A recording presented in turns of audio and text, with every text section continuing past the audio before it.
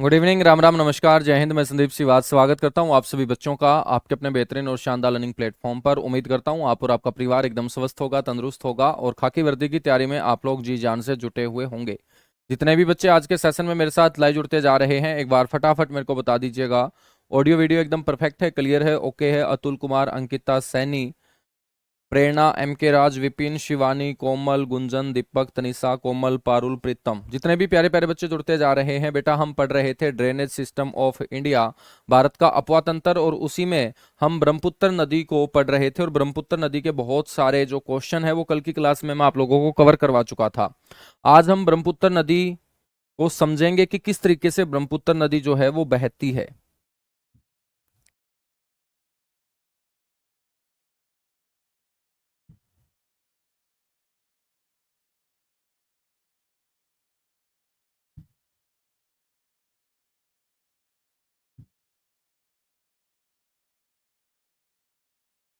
Heading डालिएगा ब्रह्मपुत्र नदी तंत्र।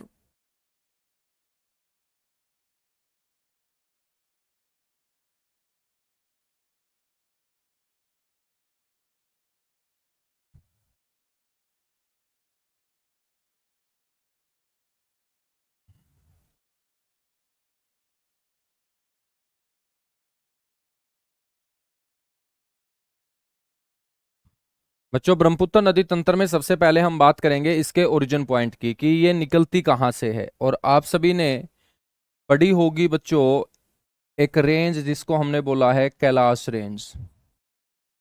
ये कौन सी रेंज है? ये कैलाश रेंज है।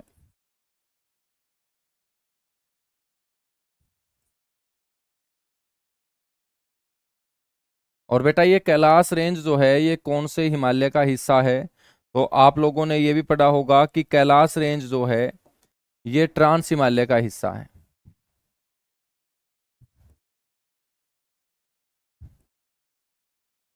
कैलाश जो रेंज है वो कौन से हिमालय का हिस्सा होगी? ट्रांस हिमालय का हिस्सा होगी। और इसी कैलाश रेंज के अंदर बच्चों यहां पर एक झील आप लोगों को मैंने बताई जिसका नाम है मानसरोवर झील। कौन सी झील है ये? मानसरोवर झील। बेटा इसी मानसरोवर झील के निकट एक ग्लेशियर हमने पढ़ा, और इस ग्लेशियर का नाम भी हमने पढ़ा था चिमायुंग डूंग।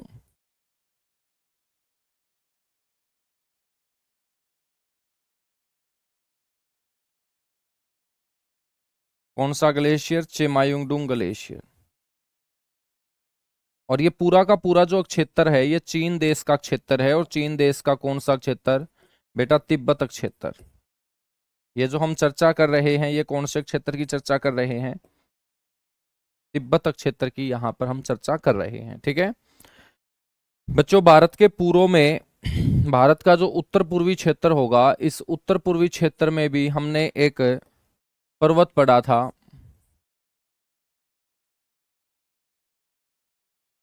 इस पर्वत का नाम था नामचा बारवे।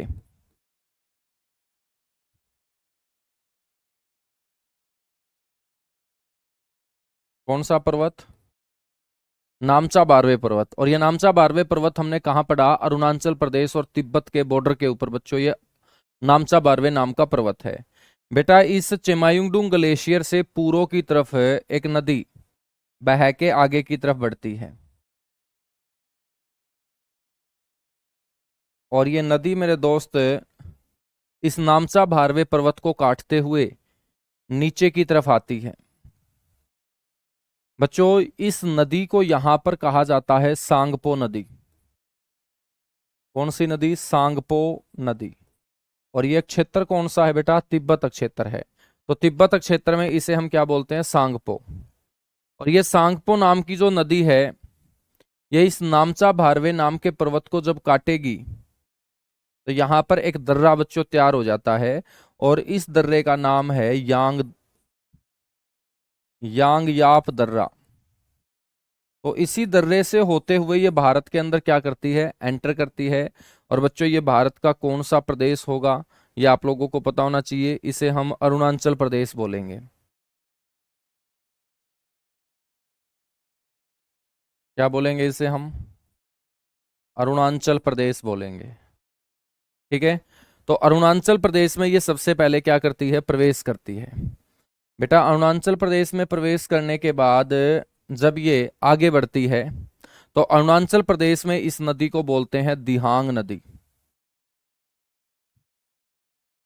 अरुणाचल प्रदेश के अंदर इस नदी का नाम क्या होगा, दिहांग नदी होगा।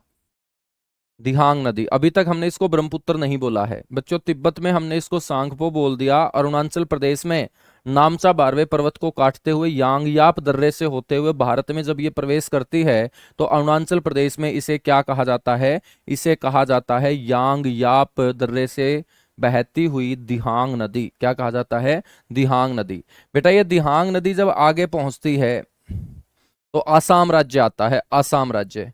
बेटा इसी आसाम राज्य के अंदर अरुणाचल प्रदेश और आसाम के बॉर्डर के ऊपर बच्चों दो नदी आएंगी जो अपना पानी गिरा देंगी। कहां पर, इस दिहांग नदी के अंदर।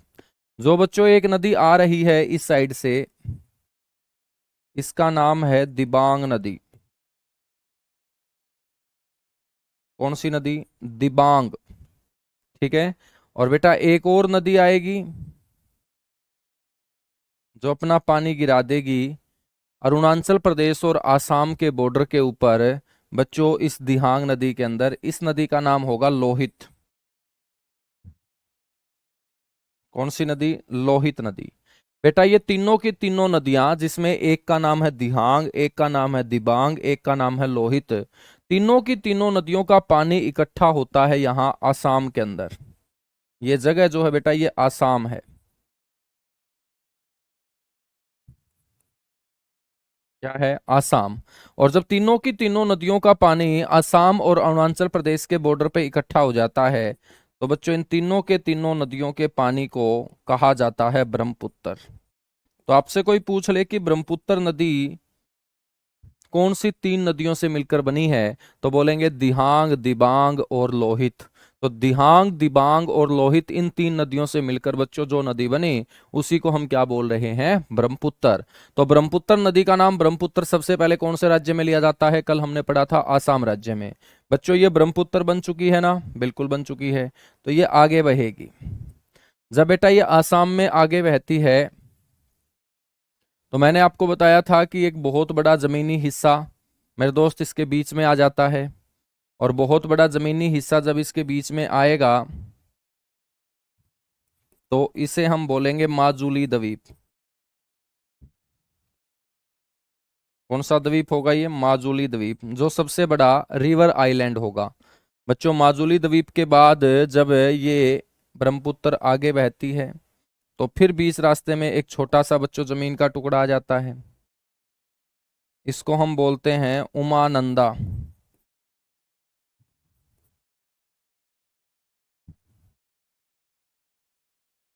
कौन सा द्वीप, उमानंदा द्वीप। और बेटा उमानंदा द्वीप के बाद ये बहते हुए आ जाती है कहाँ, दूबरी पट्टी।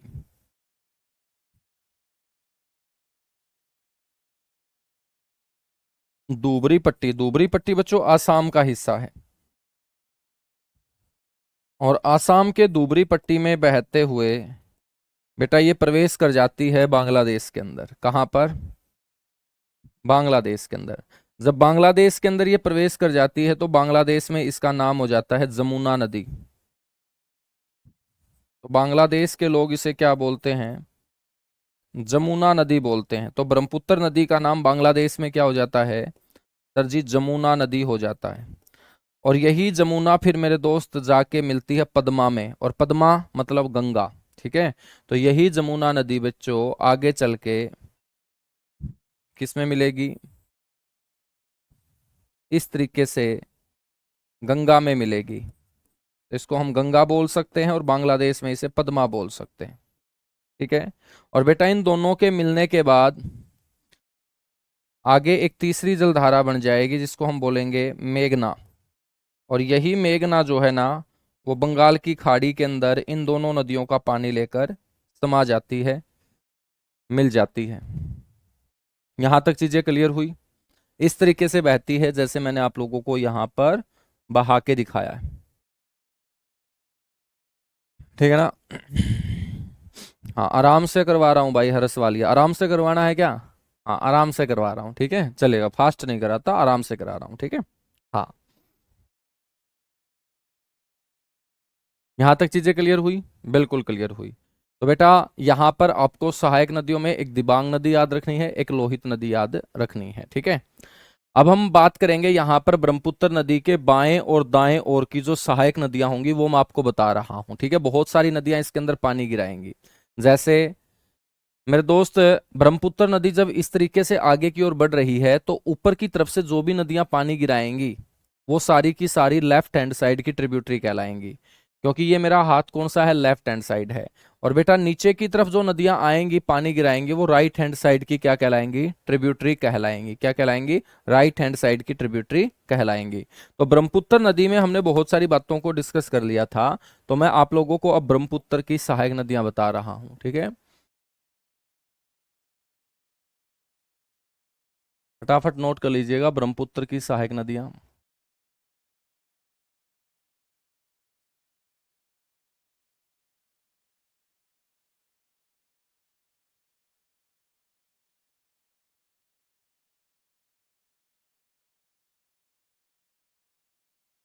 बेटा ब्रह्मपुत्र की जो सहायक नदियां होंगी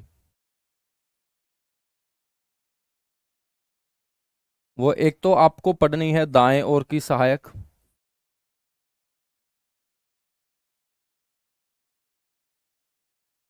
मतलब बच्चों राइट हैंड साइड। और एक आपको पढ़नी है बाएं ओर की सहायक, मतलब लेफ्ट हैंड साइड।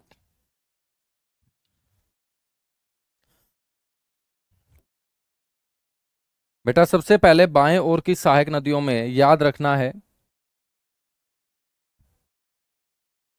एक तो दिबांग नदी,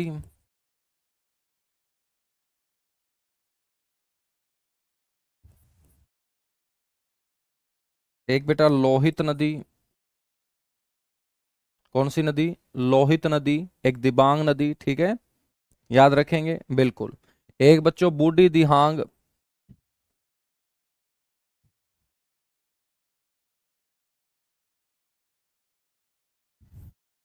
एक धनसिरी नदी,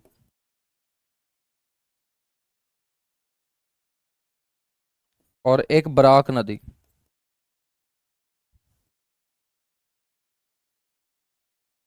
बराक नदी, ठीक है ना।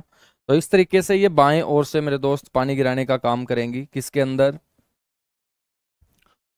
ब्रह्मपुत्र नदी के अंदर। दाएं ओर की ट्रिब्यूटरी में बच्चों याद रखेंगे सुबेनसिरी, सुबेनसिरी। सुबेनसिरी जो है बच्चों ये सबसे बड़ी सहायक नदी है। आपसे कोई पूछ ले कि सबसे बड़ी सहायक नदी कौन सी है ब्रह्मपुत्र की, तो बेटा सबसे बड़ी सहायक नदी हम बोलेंगे सुबेनसिरी नदी, ठीक है। सुबेनसिरी के अलावा आपको याद रखना है वांगचू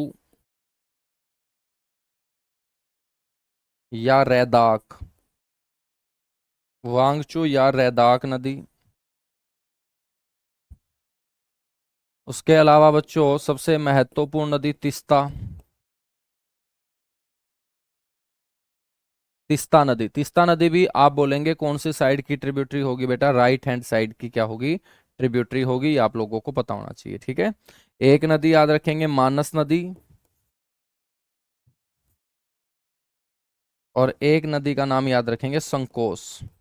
बस इनके नाम याद रखने हैं आप लोगों को। संकोस नदी, संकोस नदी, ठीक है। बच्चों यहां से यदि इसको देखना है मैप के ऊपर तो इस तरीके से बच्चों इसको आप लोगों को समझ लेना है, ठीक है।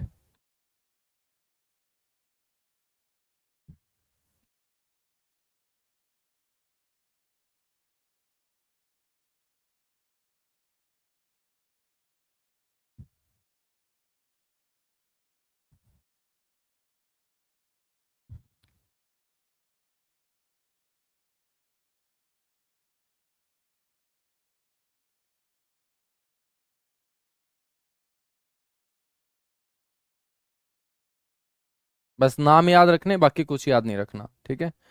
तो इस नदी को आप मान लीजिएगा बूढ़ी दिहांग। बस आपके ये राइट हैंड साइड और लेफ्ट हैंड साइड का फंडा समझ में आ जाएगा। ये है आपकी बूढ़ी दिहांग, बेटा ये नदी है दिबांग।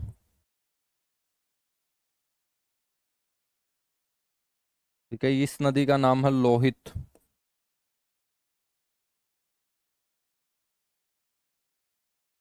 इस नदी का नाम है धनसिरी।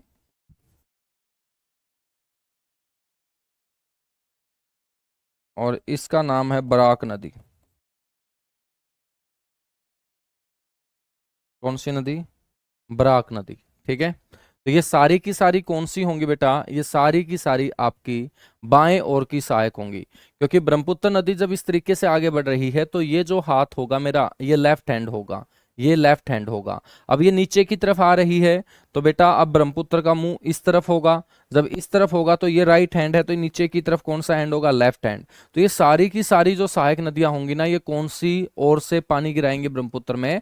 लेफ्ट हैंड साइड से ये ब्रह्मपुत्र में पानी गिराएंगी। ठीक है, राइट हैंड साइड से भी आपको याद रख लेना है कि यहां से एक नदी आएगी, वो इस तरीके से पानी गिरा देगी बच्चों बांग्लादेश के अंदर जाकर ब्रह्मपुत्र में, और इस नदी का नाम है तिस्ता नदी।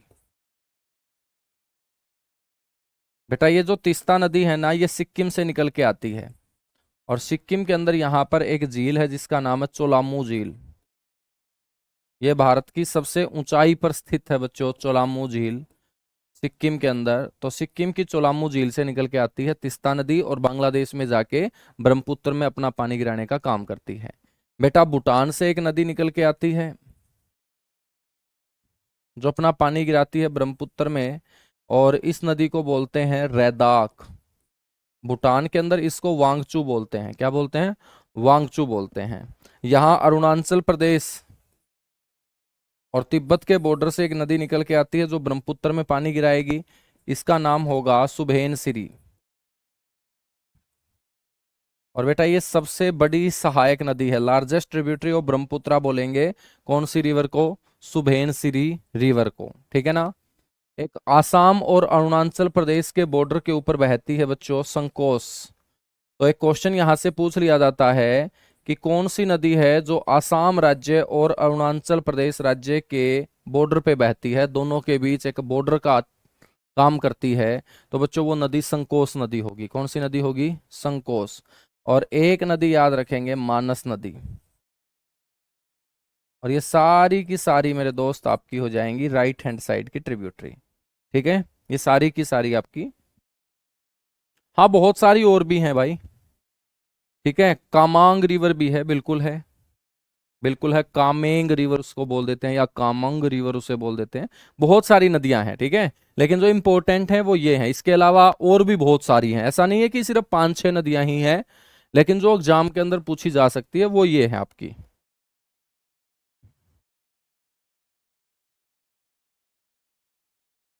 ठीक है ना। चलेगा। अब बच्चों हम यहां से जिस जिस नदी से क्वेश्चन पूछ सकता है, मैं स्टार लगा रहा हूं, उस नदी को तो हम थोड़ा सा डिटेल से पढ़ लेंगे। ठीक है, जैसे एक तो तिस्ता नदी, तो डबल स्टार लगा लो, जब भी क्वेश्चन आएगा तिस्ता नदी से क्वेश्चन पूछा जाएगा। बेटा संकोस नदी से एक क्वेश्चन पूछा जाता है, और संकोस नदी से जो क्वेश्चन पूछा जाता है वो मैं यहीं पर लिखवा देता हूं। ये जो नदी है ना, ये आसाम और अरुणाचल प्रदेश के बीच सीमा बनाती है। तो आसाम व अरुणाचल प्रदेश के बॉर्डर पे बहने वाली नदी, आसाम व अरुणाचल प्रदेश के बॉर्डर पर, या इन दोनों राज्यों के बीच सीमा, बाउंड्री या बॉर्डर लिख सकते हैं, बनाती है कौन सी नदी? संकोस नदी। इसकी ट्रिब्यूटरी है ब्रह्मपुत्रा की ट्रिब्यूटरी है। ठीक है, एक बेटा हम सटार लगा रहे हैं लोहित नदी के ऊपर। इन दो नदियों से क्वेश्चन पूछा ही पूछा जाता है। ठीक है, तो सबसे पहले हम यहां चर्चा करेंगे किसकी? सबसे पहले चर्चा करेंगे हम तिस्ता नदी की। तो तिस्ता रिवर से 2-3 पॉइंट पढ़ लेते हैं जो पेपर में बार बार पूछे जाते हैं। तो एक तो आपको याद रखना है इसका ओरिजिन पॉइंट कि ये निकलती कहाँ से है। कोई भी नदी जो है जब भी आप उसका नाम पढ़ोगे तो आपको उसका ओरिजिन पॉइंट भी पता होना चाहिए, जो मेन रिवर है।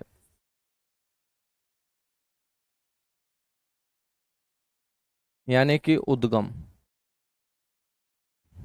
तो बच्चों इसका उद्गम जो होता है ना, वो चोलामू झील से होता है। चोलामू झील भारत की सबसे ऊंची झील है।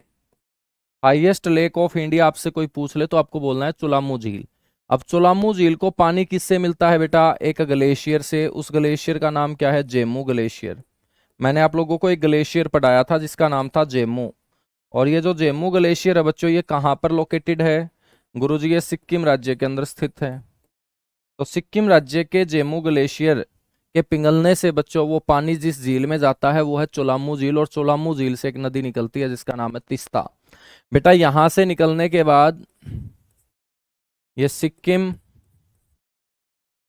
सिक्किम के बाद पश्चिम बंगाल का जो ऊपर वाला हिस्सा है उसको हम क्या बोल देंगे? नॉर्थ बंगाल बोल देंगे, उत्तरी बंगाल। सिक्किम और उत्तरी बंगाल में बहते हुए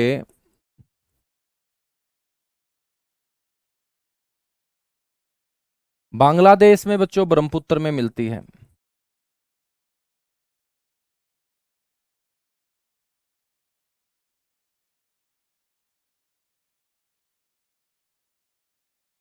तो बेटा बांग्लादेश में ब्रह्मपुत्र नदी में इसका क्या हो जाता है?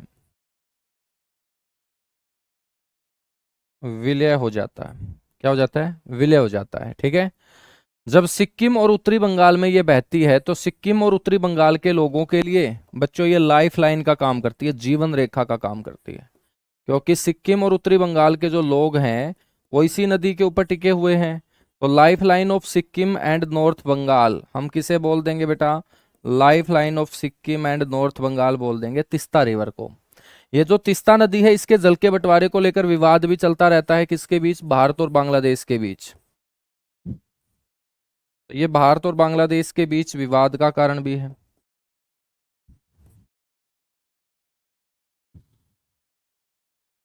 भारत और बांग्लादेश के बीच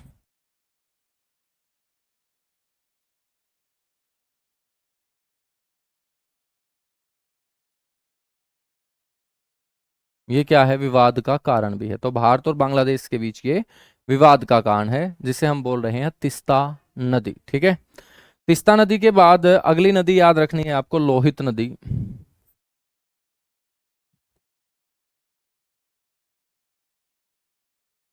लोहित नदी।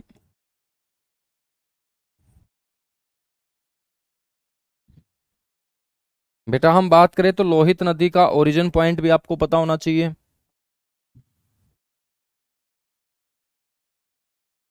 यानी उद्गम बिंदु। तो लोहित नदी निकल के आती है ज्यालछू श्रेणी से। एक श्रेणी है बच्चों उत्तर पूर्व के अंदर, तिब्बत और अरुणाचल प्रदेश के बॉर्डर के ऊपर, उसको बोलते हैं ज्यालछू रेंज, ज्यालछू श्रेणी। और ये ज्यालछू श्रेणी कहाँ फैली हुई है? तिब्बत में। तो तिब्बत की ज्यालछू श्रेणी से मेरे दोस्त ये निकल के आती है। ठीक है। और आसाम राज्य के अंदर ब्रह्मपुत्र नदी के अंदर इसका विलय हो जाता है। तो ये अपना पानी ब्रह्मपुत्र में गिरा देती है। ब्रह्मपुत्र में इसका क्या हो जाता है? विलय हो जाता है। बच्चों जिस जालसू श्रेणी से ये निकल के आती है वहां लाल रंग की मिट्टी पाई जाती है। और बेटा लाल रंग की मिट्टी जल के साथ जब बहा के ये नदी ले आती है तो इस नदी के जल का जो रंग है उस लाल रंग की मिट्टी के कारण क्या हो जाता है? लाल हो जाता है। और इन पहाड़ी इलाकों में जनजातियां रहती हैं जो इतनी पढ़ी लिखी नहीं है। और लाल मिट्टी के कारण नदी के जल का रंग लाल देखकर वो जनजातियां जो है वो बोलती है कि इस नदी के अंदर खून आ रहा है। और मेरे दोस्त ये पूरी दुनिया के अंदर, भारत के अंदर पॉपुलर कर दी जाती है किसके नाम से? खून की नदी के नाम से। ब्लड रिवर ऑफ इंडिया इसे बोलते हैं। Blood river of India, Bharat की खून की नदी। तो आपसे कोई क्वेश्चन पूछ लेना कि भाई खून की नदी किसे कहा जाता है? खून वगैरह कुछ नहीं आता, खून इतना सस्ता नहीं है जो नदियों में बहाए, ठीक है। तो मेरे दोस्त, मिट्टी का रंग लाल होने के चलते लोगों ने इसको बोल दिया कि इस नदी के अंदर खून आ रहा है, और इसको ब्लड रिवर ऑफ इंडिया बोल दिया, खून की नदी बोल दिया। बच्चों, ये जो लोहित नदी है, इसी के ऊपर सबसे लंबा भारत का सबसे लंबा नदी पुल,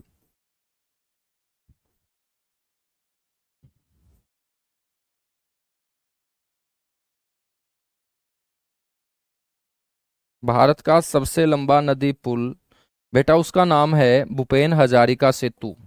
भूपेन हजारिका बहुत बड़े संगीतकार हुए हैं, भारत रत्न से भी इनको सम्मानित किया गया। आसाम राज्य के अंदर ये पैदा हुए, और मेरे दोस्त इन्हीं के नाम पर इस पुल का नाम क्या रख दिया गया? भूपेन हजारिका सेतु रख दिया गया। और ये भारत का किसी भी नदी के ऊपर बनाया गया सबसे लंबा पुल होगा, जिसका नाम है बच्चों भूपेन हजारिका सेतु, ठीक है। इसको पहले दोला सादिया सेतु के नाम से जाना जाता था, क्योंकि ये दोला को सादिया से जोड़ने का काम करता था। सादिया नाम की जगह आसाम के अंदर है। और मेरे दोस्त, दोला नाम के गांव को सादिया से जोड़ने वाले पुल को दोला सादिया बोला गया। बाद में भारत के बहुत बड़े संगीतकार जो भारत रत्न से सम्मानित किए गए, आसाम में पैदा हुए भूपेन हजारिका, उनके नाम पर इसका नाम कर दिया गया भूपेन हजारिका सेतु, ठीक है। यहां तक चीजें क्लियर हुई? एक बार फटाफट बताइएगा।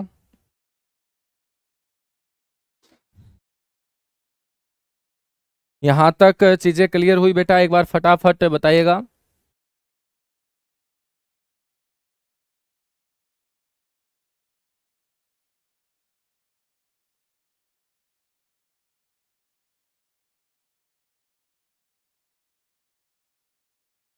सर जी, वो तो बिहार में है ना? नहीं बेटा, वो गंगा नदी के ऊपर बना हुआ सबसे बड़ा पुल है, ठीक है।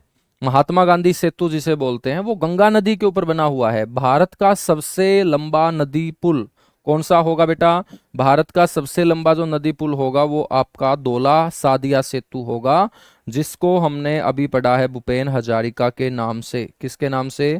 भूपेन हजारिका के नाम से। मैं आपसे क्वेश्चन पूछता हूं, चलो मैं आपसे पूछूं कि भारत का सबसे लंबा पुल कहां पर स्थित है?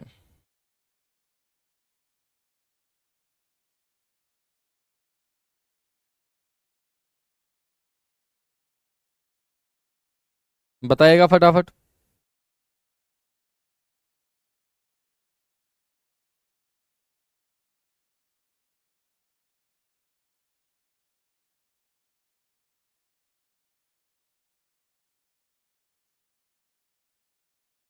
सुंदरवन डेल्टा तो हमने पढ़ ही लिया ना। इंग्लिश में क्या बोलेंगे? इंग्लिश में बोलेंगे बेटा इसे लॉन्गेस्ट। इंग्लिश में इसको बोल देंगे, यार इतनी तो इंग्लिश तुम लोगों की मजबूत होगी, ये तो आसान सान से शब्द हैं। लॉन्गेस्ट रिवर ब्रिज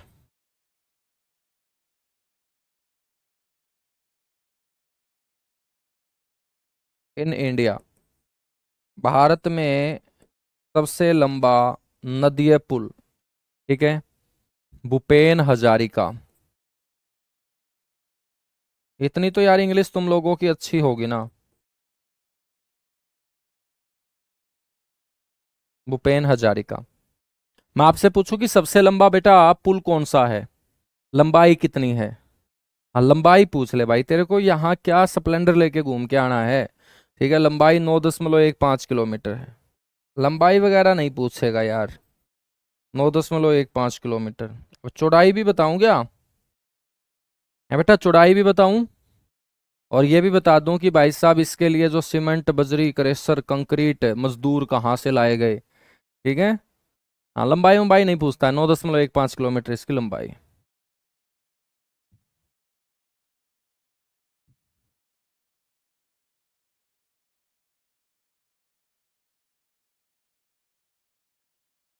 वो आपको स्टैटिक जीके वाले सर बता देंगे भाई, सारा का सारा डिटेल से, कि भारत रत्न के बारे में जो भी आप पूछना चाह रहे हैं ना, वो सारा का सारा स्टैटिक जीके वाले सर। हाँ बिल्कुल, सबसे लंबा जो पुल होगा बेटा वो अटल सेतु होगा। लेकिन मैंने यहां पर बोला है सबसे लंबा नदी पुल, यानी कि नदी पे होना चाहिए। अटल सेतु जो है लगभग 21 किलोमीटर लंबा पुल है महाराष्ट्र के अंदर। जिसको हम सबसे लंबा पुल बोल रहे हैं भारत के अंदर बच्चों, वो अटल सेतु जो है वो अरब सागर के ऊपर बना हुआ है, अरब सागर के ऊपर, ठीक है ना। महाराष्ट्र के अंदर अरब सागर के ऊपर 21 किलोमीटर लंबा वो पुल बनाया गया है। अब अरब सागर कोई नदी थोड़ी है, लेकिन मैं पूछूं कि भाई सबसे लंबा नदीय पुल नदी के ऊपर होना चाहिए, तब आपका आंसर क्या होगा? भूपेन हजारिका सेतु होगा, ठीक है ना। याद रखेंगे, बिल्कुल याद रखेंगे। बेटा यहां पर एक नदी बराक नदी है, कई बार क्वेश्चन पूछ लिया जाता है कि ये बराक नदी बच्चों कौन सी पहाड़ियों से निकलती है, तो आपको इस बराक नदी के बारे में पता होना चाहिए। मणिपुर की पहाड़ियों से इसका उद्गम होता है।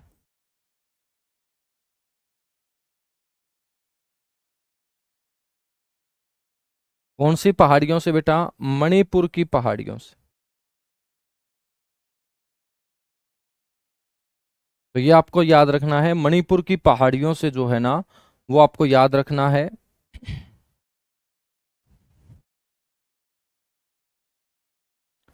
बिल्कुल बिल्कुल, वो आपका रेल ब्रिज होगा, सबसे ऊंचा जो रेल ब्रिज है, ठीक है ना, वो चिनाब रिवर के ऊपर होगा। चलेगा, आगे बढ़ेंगे बच्चों। तो ये हमारा हिमालयन अपवा तंत्र क्या हो चुका है बेटा? कंप्लीट हो चुका है। अब हम चर्चा कराएंगे प्रायद्वीपीय भारत का अपवा तंत्र। हेडिंग डालिएगा फटाफट।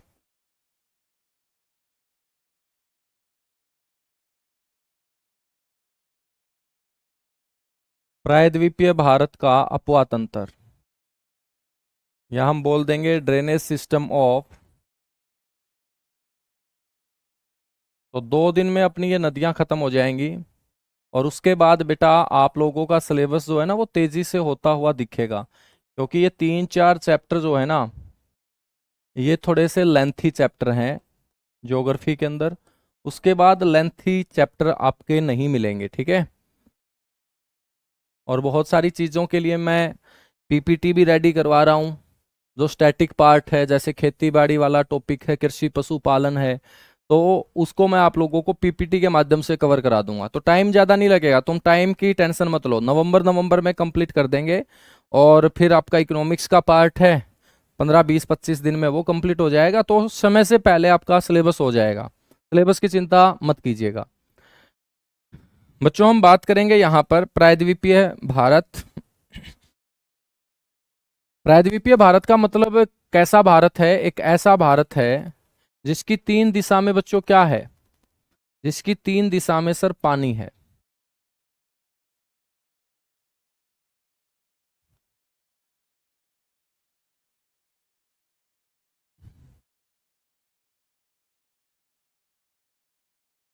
ये है आपका, ठीक है ना। जिसकी 3 दिशा में आपका क्या है बेटा? पानी है।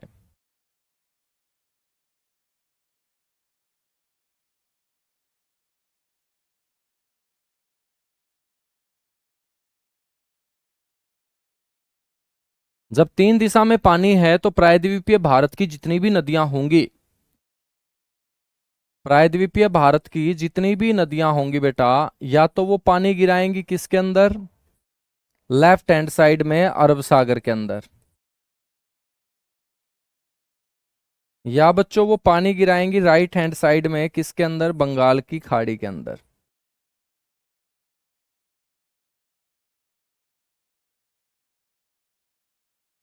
बंगाल की खाड़ी के अंदर, ठीक है। कुछ नदियां ऐसी भी होंगी प्रायद्वीपीय भारत की, जो ना तो बच्चों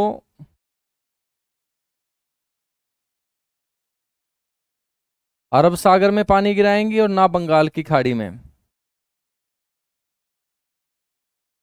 तो बेटा ये प्रायद्वीपीय भारत की नदियां जो है वो अपना पानी गिराती हुई नजर आएंगी, या तो यमुना नदी में या गंगा नदी में।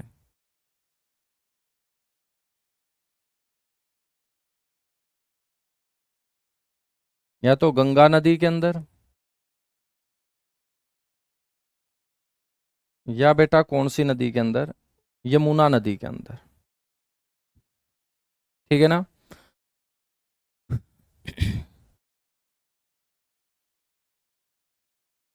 समझ में आई बात? एक एक चीज को हम कवर करके चलेंगे, तुम जल्दबाजी मत करो बस। मैं बिल्कुल आपको अपने छोटे भाई बहनों की तरह समझा के चल रहा हूँ, और मैं चाहता हूं ना कि तुम बड़े स्तर पे बच्चों नौकरी लेके आओ। वरना तो मैं चीजें स्किप भी करवा सकता हूँ, मैं चीजें छुड़वा भी सकता हूँ, लेकिन वो मेरा काम नहीं है। मेरे को पता है कि सिलेबस समय से पहले आपका कंप्लीट हो जाएगा। अच्छे तरीके से अपने को पढ़ने का मौका मिल रहा है तो अपने को पढ़ लेना चाहिए, अपने को पढ़ लेना चाहिए, ठीक है ना? देखिएगा, हम बात करेंगे कि अरब सागर के अंदर कौन कौन सी नदियां हैं। बच्चों, अरब सागर के अंदर जो जो नदियां अपना पानी गिराएंगी, सबसे पहले आपको बता रहा हूं।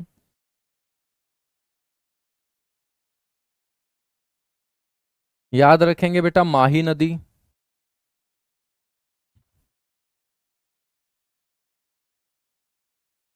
कौन सी नदी? माही नदी। माही के साथ है साबरमती नदी। ये सारी की सारी नदियां हम यहां पर पढ़ेंगे। माही नदी, साबरमती नदी, बेटा नर्मदा नदी,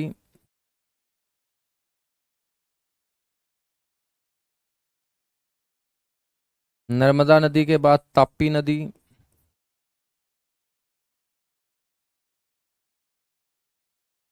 कौन सी नदी पढ़ेंगे हम? ताप्ती नदी पढ़ेंगे, ठीक है ना? बेटा हम बात करेंगे यहां पर लूनी नदी।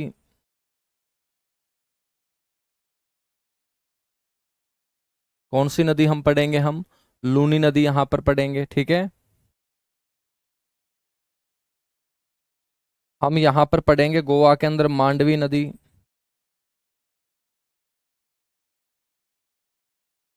बेटा हम केरल के अंदर पढ़ेंगे पेरियार नदी।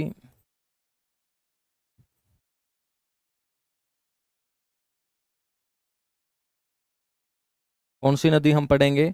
पेरियार नदी हम यहां पर पढ़ेंगे, ठीक है ना? बंगाल की खाड़ी के अंदर हम कौन कौन सी नदियों को पढ़ने वाले हैं? बंगाल की खाड़ी के अंदर हम बच्चों बात करेंगे सवर्ण रेखा नदी की।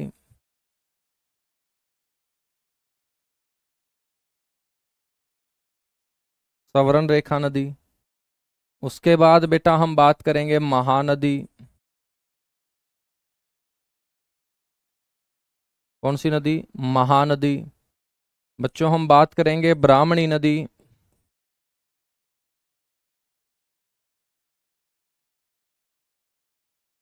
कौन सी नदी? ब्राह्मणी नदी। इसके अलावा बेटा हम बात करेंगे गोदावरी नदी।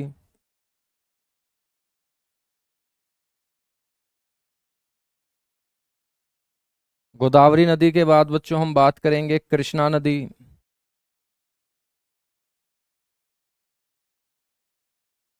बेटा कृष्णा नदी के बाद हम बात करेंगे तुंगभद्रा नदी।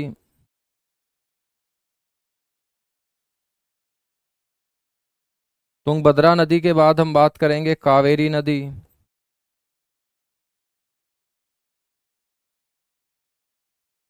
कावेरी नदी के बाद बच्चों हम बात करेंगे वैगई नदी।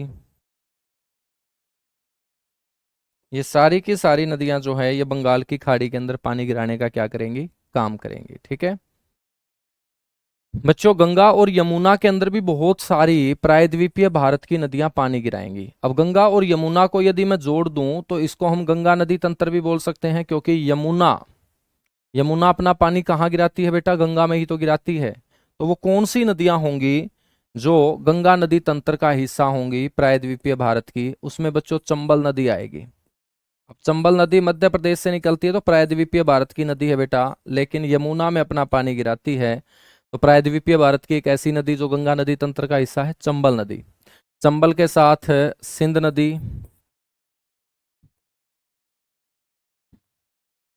बेटा बेतवा नदी। तो ये तो आप लोगों ने पानी गिराते हुए देखा होगा।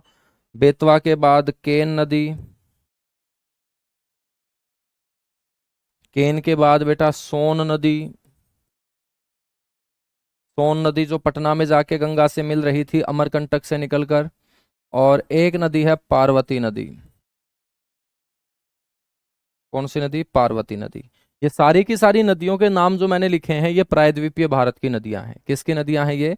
प्रायद्वीपीय भारत की नदियां हैं ये। और प्रायद्वीपीय भारत की ये नदियां आपको याद रखनी है, ठीक है।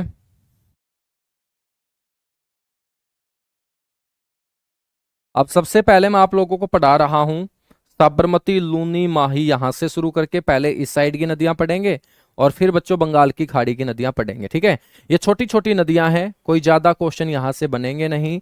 तो जो भी इंपॉर्टेंट क्वेश्चन बनेंगे उसको हम समेटते चलेंगे। तो सबसे पहले हेडिंग डालिएगा अरब सागर में गिरने वाली नदियां। प्रायद्वीपीय भारत की वो नदियां जो अपना पानी कहाँ गिराएंगी? अरब सागर में।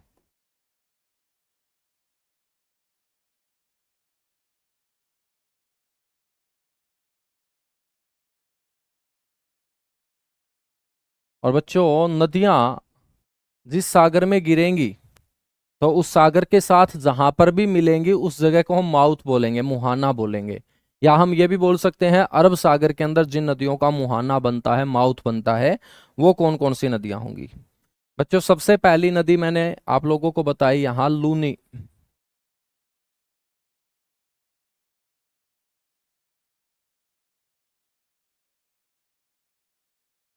लूनी नदी आपसे पूछा जाएगा कहां से निकलती है बेटा लूनी नदी, तो आप बोलेंगे लूनी नदी जो निकलती है ये अजमेर की पहाड़ियों से निकलती है।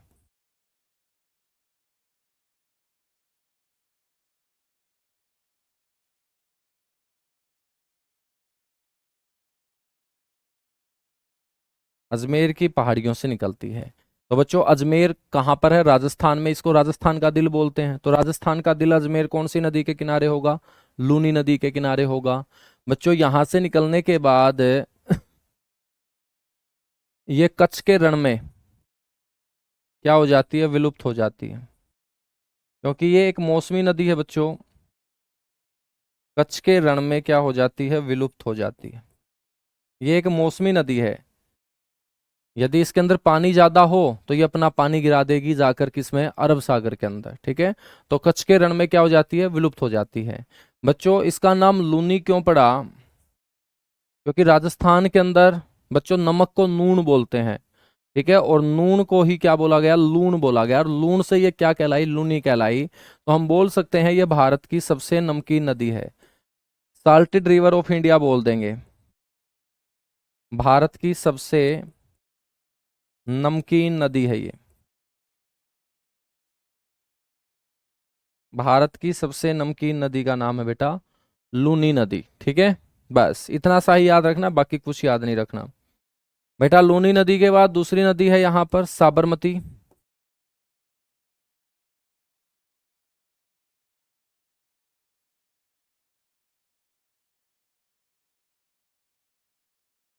साबरमती नदी, साबरमती नदी कहाँ से निकलती है बच्चों? ये निकलती है उदयपुर की जरगा पहाड़ियों से। मैंने आप लोगों को अरावली पर्वत में उदयपुर के अंदर पहाड़ियां पढ़ाई थी, जरगा पहाड़ी। तो बच्चों उदयपुर की जरगा पहाड़ियों से।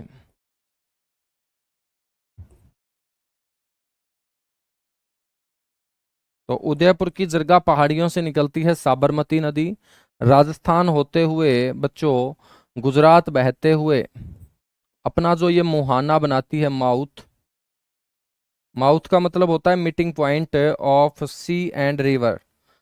सागर और नदी का जो मिलान बिंदु है उसी को माउथ बोलेंगे। माउथ और मुहाना बच्चों इसका बनेगा कौन सी खाड़ी में? खंबात की खाड़ी में। बे ऑफ खंबात इसे इंग्लिश में बोल देंगे, बे ऑफ खंबात, खंबात की खाड़ी।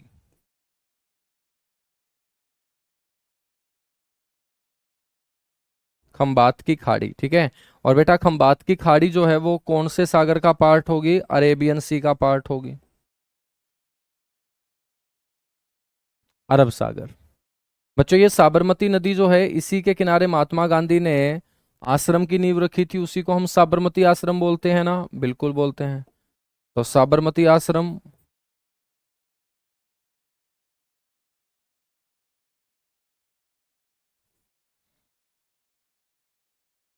इसी नदी के किनारे स्थित है बच्चों। अहमदाबाद जैसा बड़ा शहर जो वस्त्रों के लिए जाना जाता है वो साबरमती नदी के किनारे ही तो बसा हुआ है। और बेटा जब यहाँ पर वस्त्र इतने बड़े स्तर पे हैं तो उन कारखानों का सारा गंदा जल कहाँ जाता होगा? साबरमती नदी में। तो बच्चों ये गुजरात की प्रदूषित नदी है। पोल्यूटेड रिवर ऑफ गुजरात इसे बोलेंगे। तो ये गुजरात की सबसे प्रदूषित नदियों में आती है। Polluted river of Gujarat.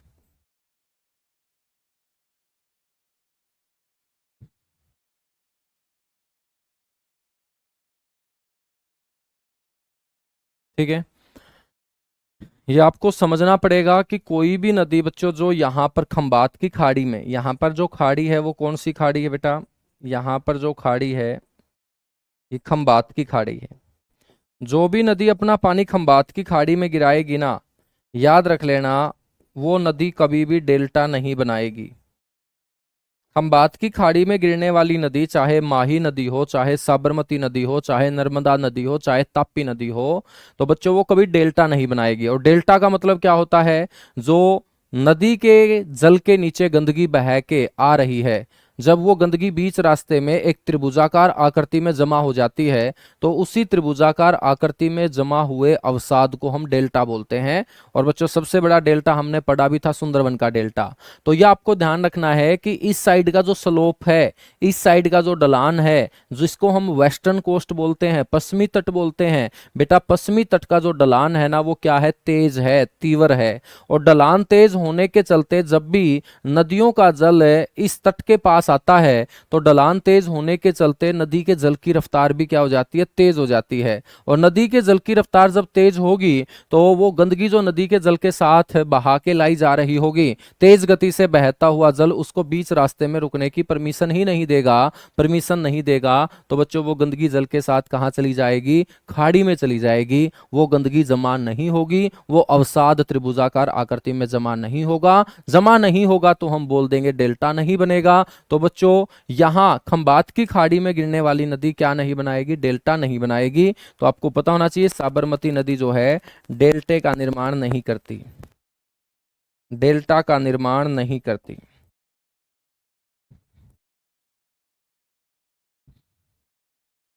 तो बच्चों जब डेल्टा नहीं बनेगा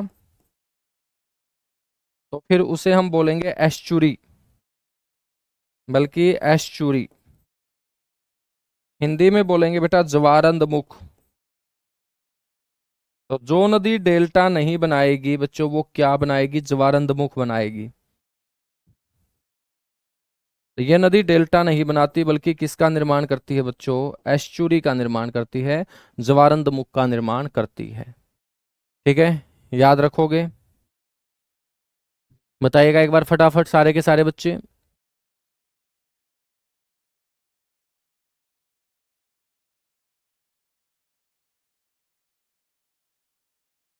ठीक है बेटा, एक ही बात है, अजमेर की पहाड़ियों से मैंने बताया, मैडम ने अरावली बताया, तो कोई गलत नहीं बताया। तो बच्चों अजमेर की पहाड़ी किसका हिस्सा है, अरावली का ही तो हिस्सा है। ठीक है, अरावली का ही तो हिस्सा है।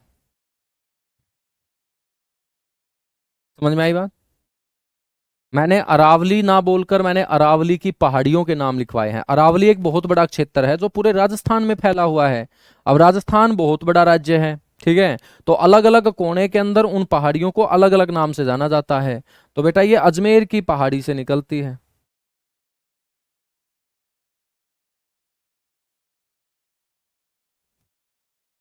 हाँ, और अजमेर की पहाड़ी में भी उसको हम नाग पहाड़ी बोलते हैं। यदि अजमेर की पहाड़ी से भी आगे चल के हम और डीपली चलें तो उसको हम नाग पर्वत बोलते हैं, नाग पहाड़। तो लूनी नदी कई बार ये भी लिखा मिल जाता है किताबों में कि नाग पहाड़ से निकलती है, तो वो नाग पहाड़ अजमेर की पहाड़ी ही है।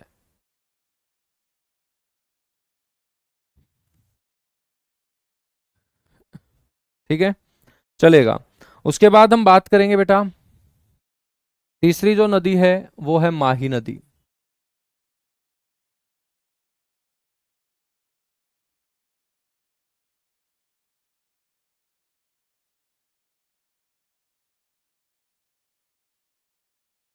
माही नदी, छोटी छोटी नदियां हैं, दो दो पॉइंट याद रखने हैं बेटा। सबसे पहले आपसे कोई पूछ ले कि माही नदी जो है इसका उद्गम कहाँ से होता है,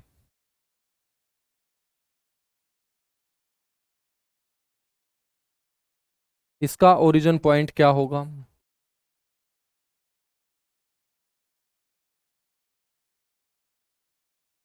तो बेटा इसका उद्गम बिंदु होगा मध्य प्रदेश का धार जिला।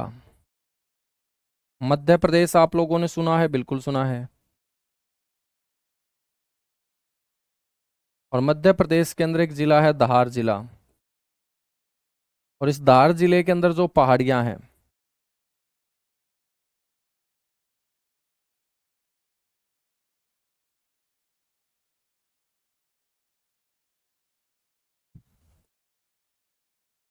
बेटा इन पहाड़ियों से निकल के आती है कौन सी नदी? माही नदी। ठीक है। माही नदी जो है ये अपना माउथ या मुहाना कहाँ बनाती है?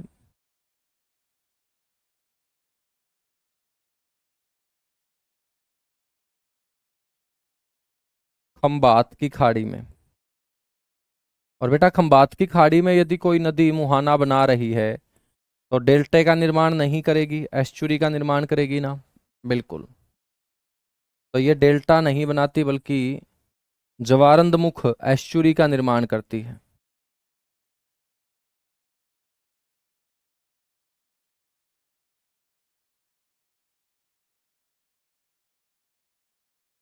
एस्चुरी का निर्माण करती है। तो आप एक इस तरीके से समझ लीजिएगा कि जब गंदगी को बच्चों जल नदी में ले जाएगा उस प्रोसेस को हम एस्चुरी बोल देंगे। ठीक है। गंदगी को जब बच्चों जल किसी खाड़ी में ले जाएगा, नदी का जल यदि नदी की गंदगी को बीच रास्ते में नहीं रुकने देगा और जिस प्रोसेस से उसको किसी खाड़ी में सागर में गिराएगा उसे हम एस्चुरी बोलेंगे।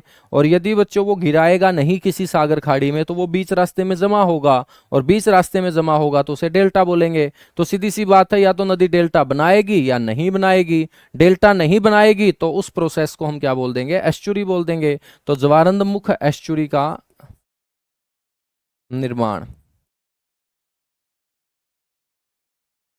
बच्चों माही नदी एक ऐसी नदी है जो कर्क रेखा को 2 बार काटती है।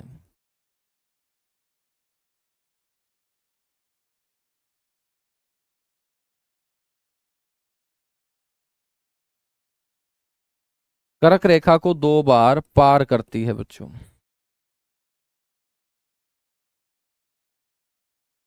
अब आपसे क्वेश्चन पूछा जाएगा, यदि कर्क रेखा को ये 2 बार पार करती है तो मेरे दोस्त पहली बार कहां पर काटती है कर्क रेखा को? ये तो पहली बार मध्य प्रदेश में। तो पहली बार बच्चों जहां से निकलती है वहीं पर ये कर्क रेखा को पार करती हुई ऊपर की तरफ चली जाती है। फिर मेरे दोस्त ये नीचे की तरफ जब आती है खंबात की खाड़ी में गिरने के लिए, तो दूसरी बार जहां पर यह कर्क रेखा को काटेगी बच्चों वो स्टेट होगा गुजरात। ये आपको ध्यान रखना है, ये दूसरी बार कहाँ काटेगी? गुजरात के अंदर काटेगी। कहाँ काटेगी? गुजरात के अंदर।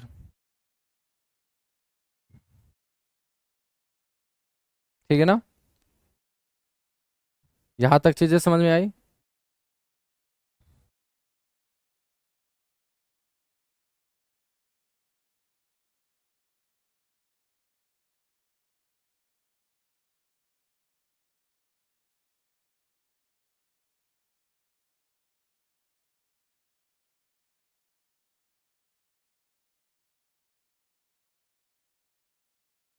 बेटा लूनी नदी तो खंबात की खाड़ी तक पहुंचती ही नहीं है, बीच रास्ते में विलुप्त हो जाती है। ठीक है। तो डेल्टा का तो नाम ही नहीं आएगा कि डेल्टा बनाती है नहीं बनाती है। एक बार नदी को पहुंचने तो दो, उसके अंदर इतना पानी ही नहीं होता। तो ये आपकी नदी कौन सी होगी बेटा? माही नदी होगी। कौन सी नदी होगी? माही नदी होगी। ठीक है। अब 3-4 मिनट हैं तो आप मेरे से कोई क्वेश्चन पूछ सकते हो।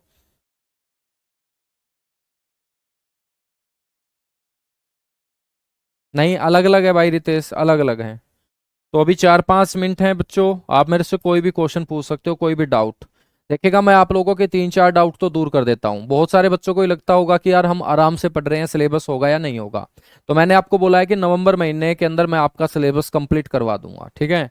नवंबर महीना मतलब 1 महीना और मेरे को लगेगा। और उसके बाद मेरे दोस्त हम स्पीडली भी चलेंगे। अब जो हमारा जैसे नदियां हैं, अब नदियां एक बार पढ़ने के बाद हम नदियों के ऊपर बने हुए बांध, जो भी भारत के अंदर झीलें होंगी, जो भी जलप्रपात वाटरफॉल होंगे, जो भी बच्चों आपकी जल विद्युत परियोजनाएं हाइड्रो पावर प्रोजेक्ट होंगी, ठीक है, या बहुउद्देशीय नदी घाटी परियोजनाएं मल्टीपर्पज रिवर वैली प्रोजेक्ट होंगे, ये सारे के सारे इनकी मैंने पीपीटी बनवा रखी है, तो एक क्लास में ही ये सारा का सारा कंटेंट हो जाएगा।